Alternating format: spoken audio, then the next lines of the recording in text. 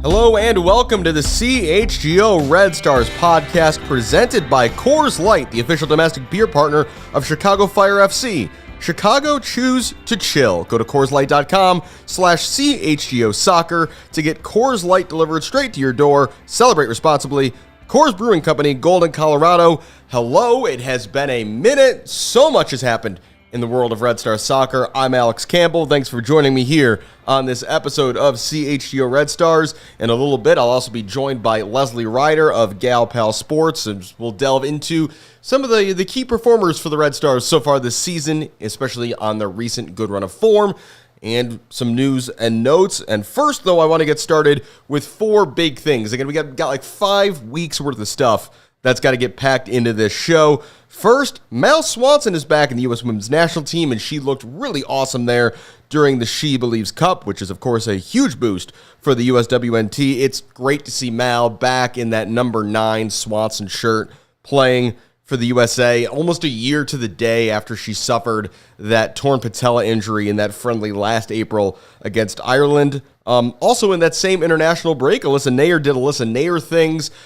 She scored a penalty against Canada again and saved multiple penalties again. Just a really impressive all-around display as the USA won the She Believes Cup, although only winning 2 games and calling that a tournament. I'm not so sure about that, as they defeated Japan and Canada.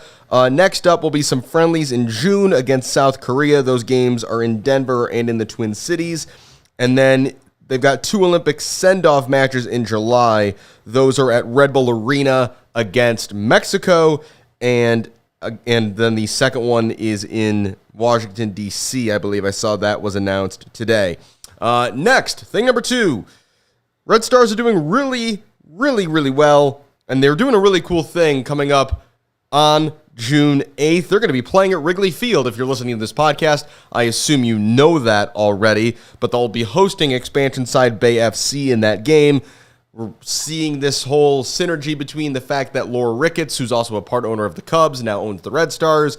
You, of course, also have the dual star power of the Swansons, Dansby, and Mallory, respectively, and we're starting to see some synergy on that front. Lots of tickets selling.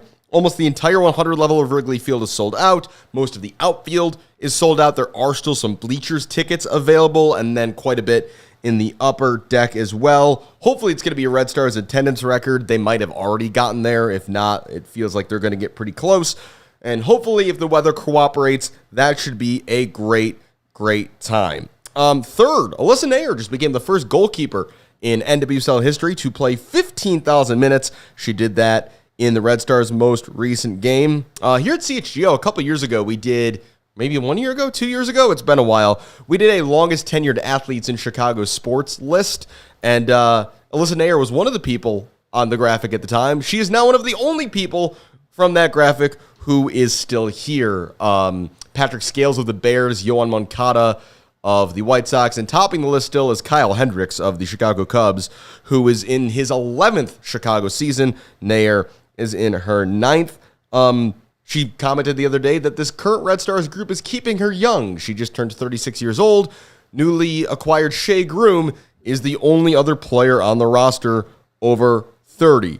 And last thing before a quick intermission and then Lesley Ryder joining me, this fourth thing, the Red Stars have made their best away start in team history. They have played 3 games and gotten 2 wins and a draw from those.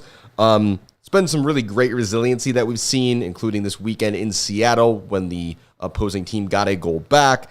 It's something we certainly didn't see from the Red Stars last year, and that was maybe even a question mark in years prior, and it's really great to see that mindset that has been instilled by head coach Lauren Donaldson.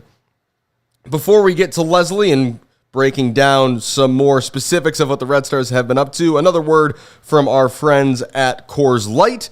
Between work, social media, and the choices life throws our way, you can get worked up really easily, but Coors Light celebrates the choice to rise above all of that and have a chill mindset.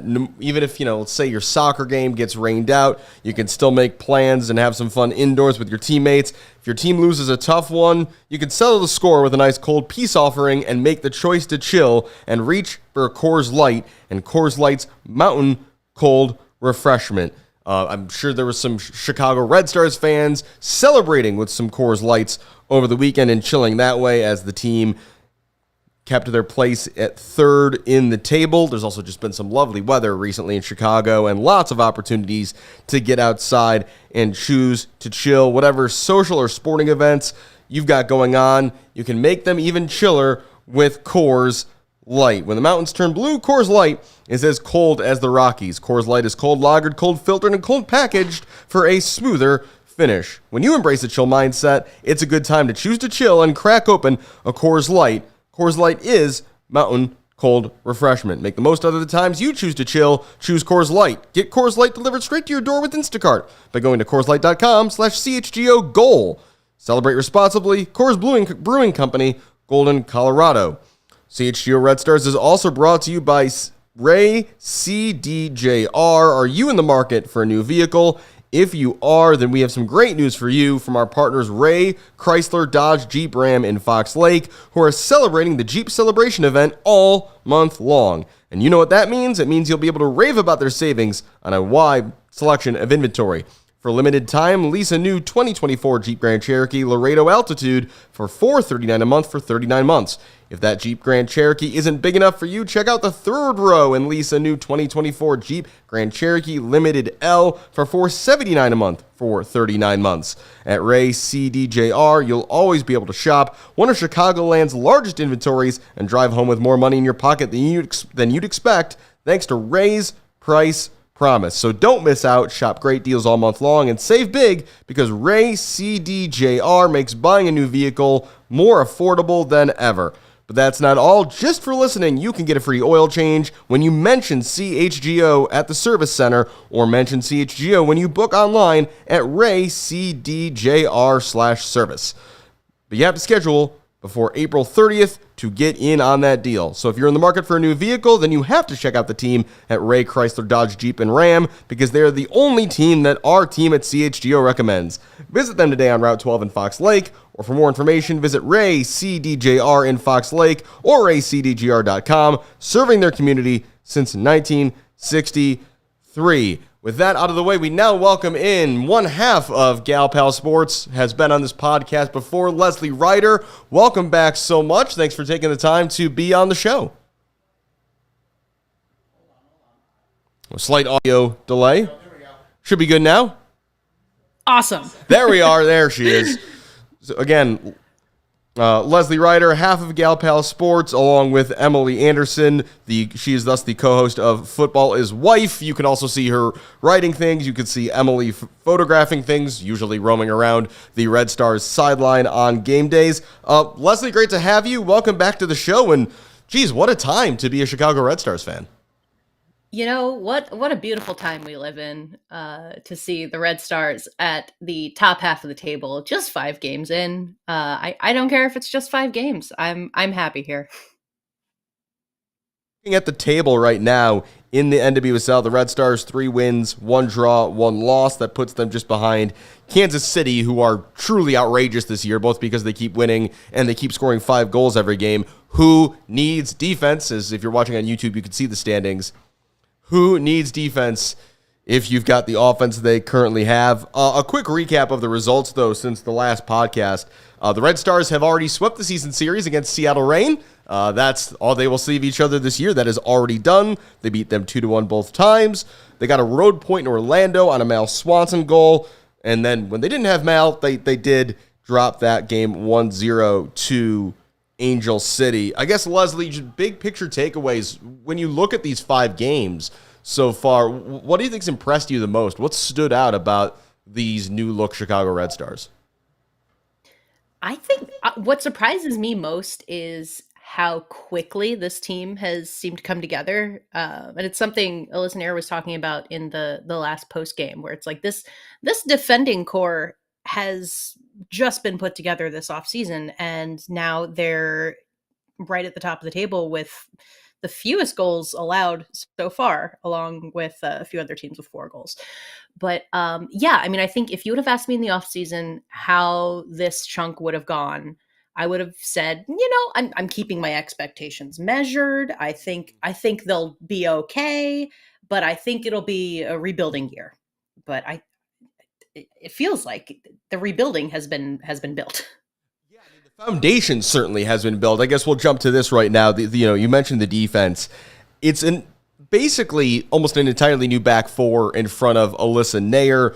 And the heart of that has been Sam Staub and Natalia Kuika. Staub, the shocking draft day trade from the Washington Spirit, the 4-time, I'm going to call her a 4-time Iron Woman because technically it's 3.98 because she missed one game one time like 3 years ago, but we're going to call her a 4-time Iron Woman. And then Natalia Kuika from Portland, who's been a career left back, now partnering not on the left side of the center back pairing, but on the right, because this is a combo of, I believe, 2 left-footed center backs, which is a thing you almost never see in women's, men's, any soccer, really.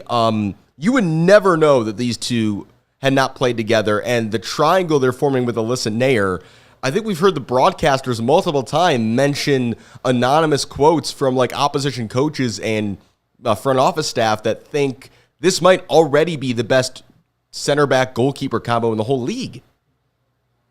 I think they would be right. I don't think they've given anyone reason to believe that they're not. They haven't been beat. Like the way that we saw them get beat last season, we haven't seen that this season yet.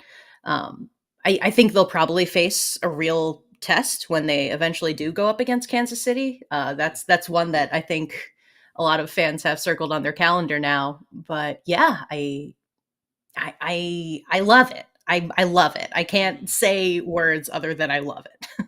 And I think something we all love, we'll get to in a minute, is Tatum Milazzo and her resurgence. But I also neglected to mention, so Sam Staub's been awesome. She's got an interesting opportunity coming up over these next couple months. I mentioned that the U.S. women's national team has 2 pairs of friendlies on the horizon. There are currently some alarm bells ringing around the national team center back pool because both Naomi Girma and Tierna Davidson are currently out injured for their respective clubs, and the depth at that position, we saw, if you're a Red Stars watcher firsthand, Alana Cook, not quite the player she used to be, at least not right now. Becky Sauerbrunn is a year older, and maybe this is finally the time. I know Spirit fans were calling for it for years, and now Red Stars fans are leading the chorus of maybe we're going to finally see Sam Staub's great league form pay off and see her get that call into the national team, even if it's under not great circumstances, and even if it is very unlikely to lead to her going to Paris. Well, I mean, I think a thing that has been a bit frustrating for people who are watching the U.S. women's national team is that there hasn't been a ton of experimentation when it comes to the rosters. I think now it's become a necessity to maybe look a little deeper in some of those positions. And hopefully the Chicago voices joining the Washington chorus can raise the alarm bells. But I think it would make a lot of people happy if Sam Staub were there. Just give Alyssa Nair her defenders. That's what I think they should do. Can we get Natalia Kuika on a very late career one-time switch from Finland? Can somebody make that switch happen? Somebody who Red Stars fans have previously called to get USWNT call-ups. This was a couple of years ago now. But Tatum Milazzo, Chicago local, Orland Park, South Suburbs, went to Carl Sandburg before going off to South Carolina and returning. Tatum was amazing in 2022. And again, there were fans clamoring for her to get a call-up. I certainly thought she was playing well enough to get one. And then last year happened. And obviously last year was a struggle for the team writ large. Milazzo, though, maybe ended up potentially unfairly in the spotlight of the poor form. And a lot of times last year, she just didn't look right. But her bouncing back wasn't a given. She's on the bench the first 2 games. Taylor Mollum, who hardly got a look in under Chris Petroselli, is suddenly starting back-to-back games. But Milazzo's now been back in the starting 11 for 2 weeks. She has now won save of the week over all the NWSL's goalkeepers in back-to-back weeks. It's been so great to see Tatum come back these last few weeks in the way she has, because now it feels like she's in the 11 to stay.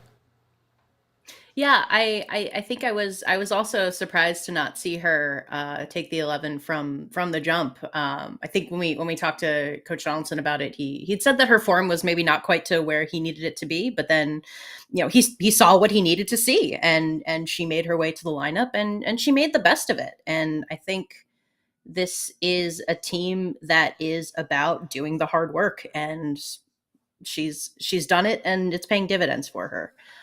Last season was definitely rough. I think no one in the defending core could really shoulder the blame for that one. I think there were some higher up problems, perhaps, that were factoring in there. But I'm happy to see Tatum bounce back after a year like that. I think it's important to her development just as a player to be able to have that moment. And she's one of the veterans on this team, even though she's about 4 years in now. I think it was good for her, and I think she's come out stronger for it. Mm-hmm. No, absolutely. So, and it's, there were also some concerns, obviously, in the offseason when the Ella Stevens to Gotham deal broke. It's like, and then Tatum began the year on the bench. It was like, oh no. Is there if she's not playing, is she also going to go join the super team out in northern New Jersey / sometimes Queens?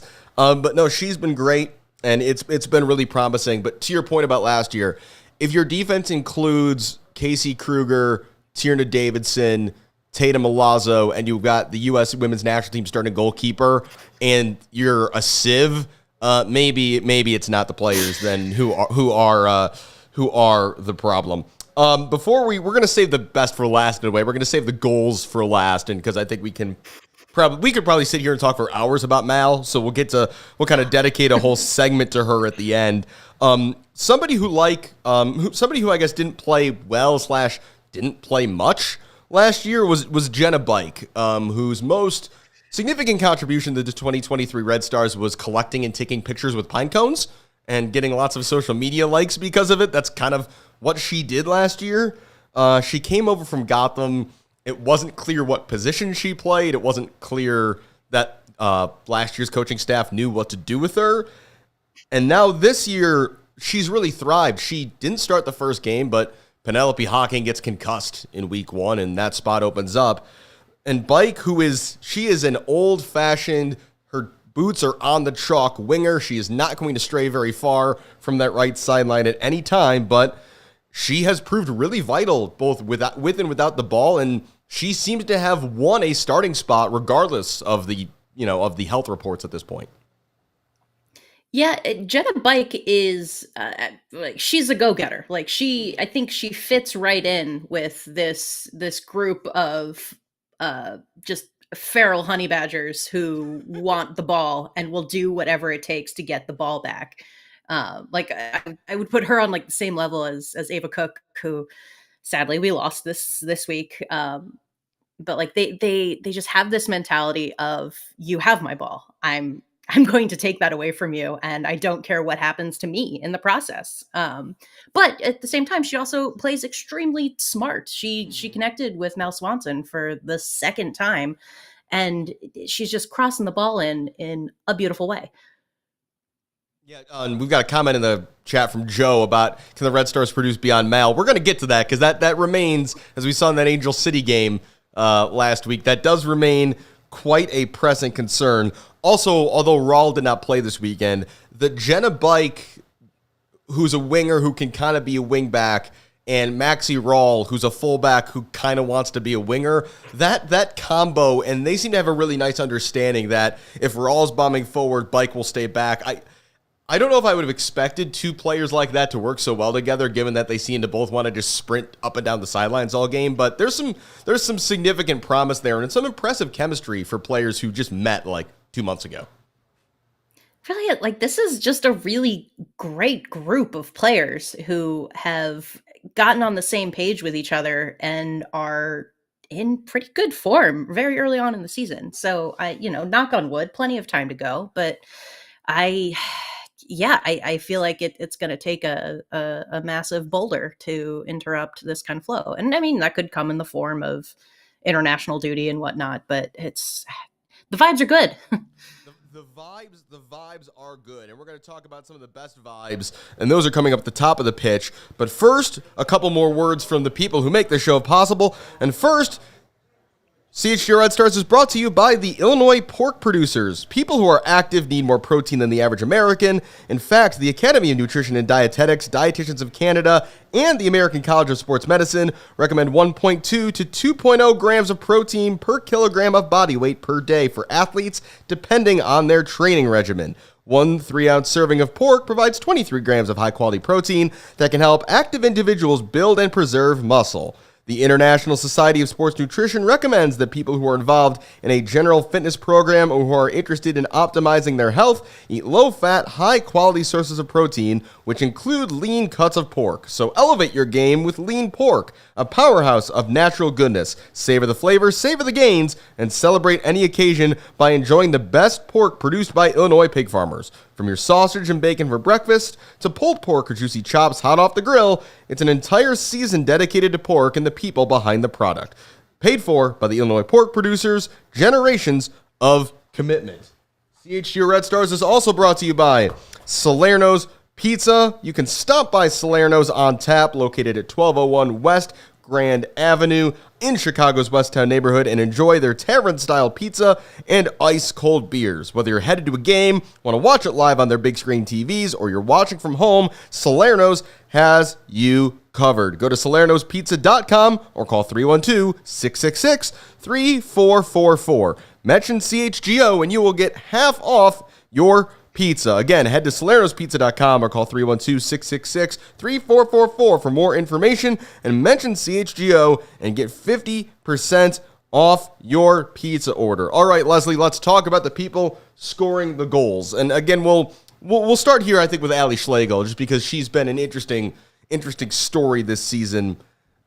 Mallory Swanson, who, again, we will dive into momentarily. The Red Stars, they need a physical foil to Mal Swanson. They need somebody to do the bruising, the equivalent of a checking line forward in hockey. They need somebody who's going to go out and do that dirty work. And again, it was kind of an open question in this year. Do the Red Stars have anybody who does that? And while Allie Schlegel is certainly not the tallest player, she's taking a pretty strong claim right now to be Mal's wing woman going forward with the presence she's been able to provide and occasionally a couple of goals like we saw this weekend. Yeah, she's not very tall, but she definitely has tall person energy. And when you see her rise up for headers above people that are taller than her, it's extremely impressive. And I think it just speaks to her ability to just do what she needs to do. It's like when she sets her mind on something, it's happening.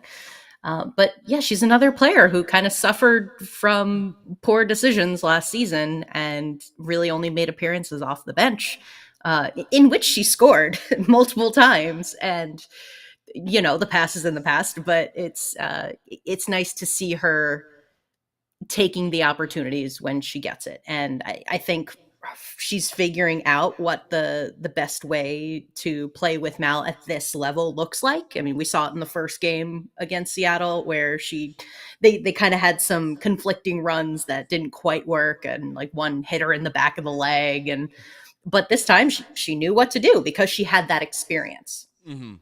Yeah, and I think it's one of those things that people like you who know more about the details of like the draft classes, and there's plenty of people out there in the world like our friends Claire, Sandra, whoever. Lots of people bragged about this draft class the Red Stars had last year. It was like, oh, this is a really nice group of players. And then we watched them largely do a whole lot of nothing. But again, how much can you blame that on them? Including maybe the best of them last year was Ava Cook, who you mentioned. The Red Stars lost to an ACL injury. The plague of the ACL injury in women's soccer strikes again. But I saw she then yesterday got hired as a graphic designer for a publishing company. So that's I guess a cool thing for her to be doing. in her spare time. But, with the likes of Schlegel, Hawking, I think we're seeing these players truly get a chance, and Schlegel in particular has taken advantage. But let's talk about the star of the show here, Lesley, and that, of course, is Mallory Swanson. We weren't sure going into the season what we were going to get. We were told she was fully healthy, but we needed to see her play actual soccer. There's the concern after a knee injury that a player like her might not have that same burst, that same acceleration. But she sure looks like she is all the way back. It's interesting because we've heard from Coach Donaldson, like, yeah, no, this isn't 100% Mal, and you watching her just like, it's looking great. But if you're telling me there's an extra gear, I believe you and I love you for it. I was pretty surprised to see how quickly she came back into form and just played fearlessly. Like she is not afraid of the challenges, of like the physical challenges, which is, something that a lot of players struggle with when they come back from a major injury. And she's just head on, like even right after the international break where she kind of got a little knock, she was like, yeah, no problem. Yeah, I think we're never going to know exactly how much of a knock that was. There's definitely some minutes management going on here. If you saw her with the national team, she played really well in like an 80-minute appearance and then did not start the next game, but was subbed in, I believe, at halftime because things weren't going how the U.S. wanted. We do know that in the past, and there's a dialogue between NWSL clubs and the national team about minutes. We know that, for example, Casey Stoney out in San Diego has certainly put her finger on the scale with limiting certain players' minutes in games. But I think what you're pretty clearly seeing here is it's in everybody's interest to be a little careful here with Mal, no matter how well she's playing. And particularly in the context of the U.S. women's national team, she's going to be in Paris. She's probably going to be starting in Paris. And although Emma Hayes currently has other things to focus on at the moment, like playing Barcelona, you'd imagine that Mal's health is very high on the list of things that Hayes and her staff are going to be monitoring and trying to take with the utmost care going into that tournament. But we saw that question from Joe, Lesley, in the chat earlier in the show. Are the Red Stars still too reliant on her? Because we saw the other week against Angel City, they really struggled. Is it a case that is it that they don't have the players, or is it that we are too soon in the Donaldson era to know what does the Red Stars plan without Mal? What does that look like ultimately when they actually have to face it? I think it's too soon because last year they still managed to find goals when they needed to find goals. Like it's absurd how late in the season that they were still in the playoff race. And that's because they found people who were able to put the ball in the back of the net. And a lot of it was the young players, the Penelope Hawking, the Ella Stevens, Shanna Matthews, thankful for her run here, even though it ended in retirement. I think the issues they just kind of ran into was this is a team with a lot of young players and they care about what Mal Swanson thinks and what her directives are. And I think they just need to figure it out amongst themselves of like who's going to step up at that time when the moment calls for it. I think they figured it out last year and they just need time to figure it out this year. Yeah, I tend to agree. I also think it was quite probable that the Red Stars were going to dip into the transfer market this summer anyway to add more forward depth. And then with Ava Cook's injury, that to me makes it even more likely. It seems like the women's football world is going to go absolutely money crazy this summer after Bay FC, I believe, broke the transfer record, the international transfer record twice in 2 weeks. During the offseason, it seems like there is a bubble set to burst there. And no, I'm not saying that the Bunny Shaw fun, fancy idea is a thing that's going to actually happen. I would love that, but I do think you'll see the Red Stars look to bring in somebody, the combination of Cook going down and Mal being gone for a month plus. I agree that you've got people like Schlegel and Hawking who can maybe find some solutions, or maybe that's Nadia Gomesh's time to shine, although I believe Portugal also made the Olympics, so maybe she's not going to be around.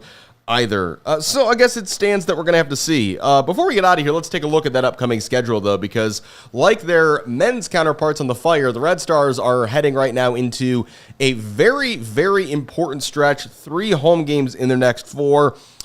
Lesley, I think this Saturday is a big test. Home against Portland, who are down on their luck. I mean, Sophia Smith, still very good at scoring goals, but the rest of that Portland team does not look right. Then they're home against Washington, at Bay FC, home against Utah. It feels like they have an opportunity here, starting with that Portland game, to really say, no, we're for real. This hasn't been some fluke of a schedule or anything like that. Like, even if Portland isn't at their best right now, if they can take down the Thorns on Saturday, that is going to be a statement that the entire league is going to notice. Absolutely. And I think these next 2 games are just important tests because you're up against teams that are bringing it. Like Portland had a really rough start, but they turned it around last weekend and they found their goals.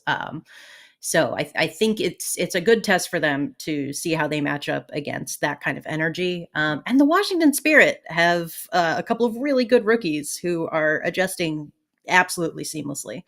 So I think these are going to be big tests for them. And if they can get through it the way they have in the past, it's going to make a statement.